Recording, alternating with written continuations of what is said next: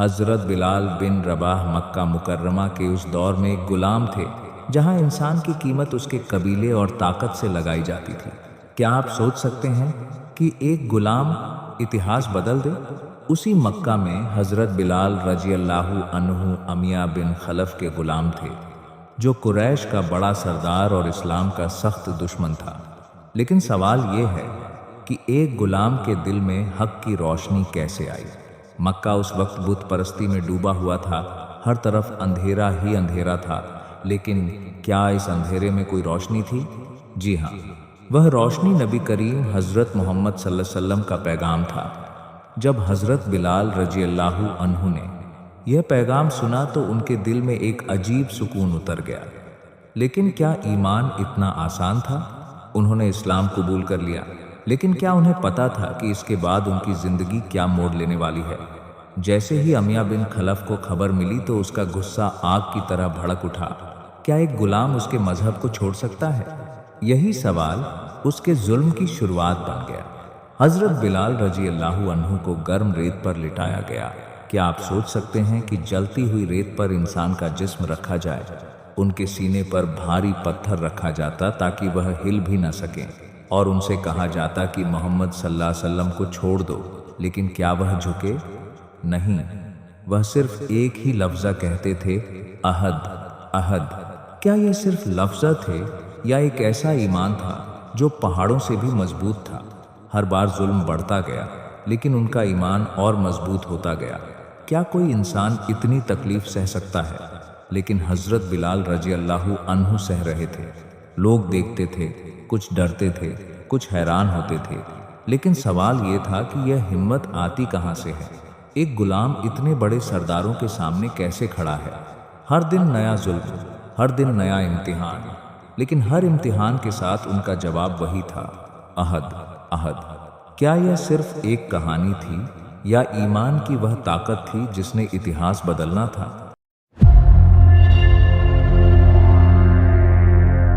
क्या इंसान इतनी तकलीफ के बाद भी अपने ईमान पर कायम रह सकता है? मक्का के लोग यह देखकर हैरान थे कि एक गुलाम इतना दर्द कैसे सह रहा है। लेकिन हज़रत बिलाल रजी अल्लाहु अन्हु के लिए ईमान किसी भी तकलीफ से बड़ा था। उन्हें दोपहर की तेज़ धूप में बाहर ले जाया जाता।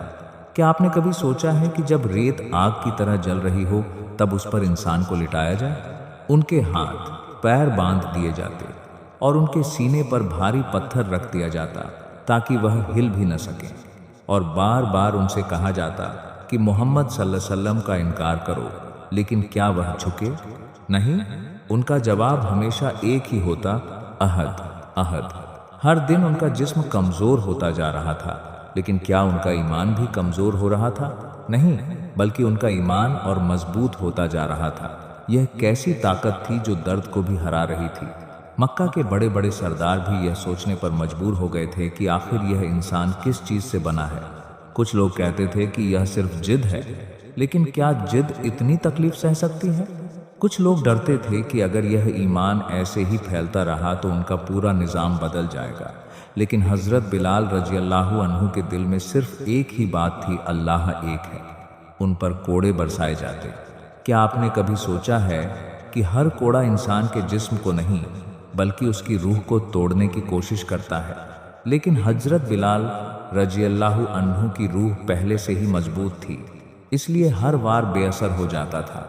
मक्का के लोग उन्हें देखकर हैरान थे। कुछ के दिल अंदर से पिघलने लगे थे, लेकिन डर की वजह से कुछ नहीं कह सकते थे। मगर सवाल यह है कि क्या सच को हमेशा दबाया जा सकता है? हज़रत बिलाल रजी अल्लाहु अन्हु की आवाज़ पूरे मक्का में गूंजने लगी थी, अहद अहद। यह सिर्फ एक शब्द नहीं था, यह एक ऐलान था, यह एक क्रांति थी, यह एक ऐसा पैगाम था जो बता रहा था कि ईमान को किसी भी कीमत पर नहीं छोड़ा जा सकता। जैसे जैसे जुल्म बढ़ता गया वैसे वैसे हज़रत बिलाल रजी अल्लाहु अन्हु का यकीन भी बढ़ता गया।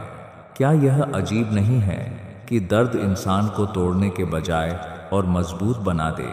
लेकिन ईमान की यही सच्चाई थी। कई बार उन्हें भूखा रखा जाता, प्यासा रखा जाता और घंटों धूप में खड़ा किया जाता, लेकिन क्या उन्होंने कभी अहद अहद कहना छोड़ा? नहीं, कभी नहीं। अहद अब सवाल यह था कि आखिर यह सिलसिला कब तक चलेगा। क्या कोई इस गुलाम को बचाने आएगा? क्या कोई उसकी आवाज सुनेगा? यही वह सवाल था जो कहानी को अगले मोड़ की तरफ ले जाने वाला था। हजरत बिलाल बिन रबाह पर हो रहे जुल्म की खबरें अब मक्का में फैल चुकी थीं। लोग उनके सब्र और ईमान की चर्चा करते थे, लेकिन सवाल यह था कि क्या कोई उन्हें इस अजीम तकलीफ से आज़ाद करवा सकता है। हर तरफ सन्नाटा था, डर का माहौल था और जालिम अपने जुल्म में मग्न थे। मगर अल्लाह की कुदरत देखिए कि एक दिन वह शख्स आया जिसने इतिहास बदल दिया। उस दिन वहां से गुजर रहे थे हजरत अबू बकर सिद्दीक। उन्होंने जब हजरत बिलाल रज़ियल्लाहु अन्हु को उस हालत में देखा तो उनका दिल कांप उठा। क्या एक इंसान को सिर्फ इसलिए इतना सताया जा सकता है कि उसने अल्लाह पर ईमान लाया है? यह सवाल उनके दिल में उठने लगा। हजरत अबू बकर सिद्दीक रज़ियल्लाहु अन्हु सीधे अमिया बिन खलफ के पास गए। क्या उन्होंने डर महसूस किया? नहीं, क्योंकि ईमान डर से बड़ा होता है। उन्होंने साफ कहा कि यह गुलाम मुझे बेच दो।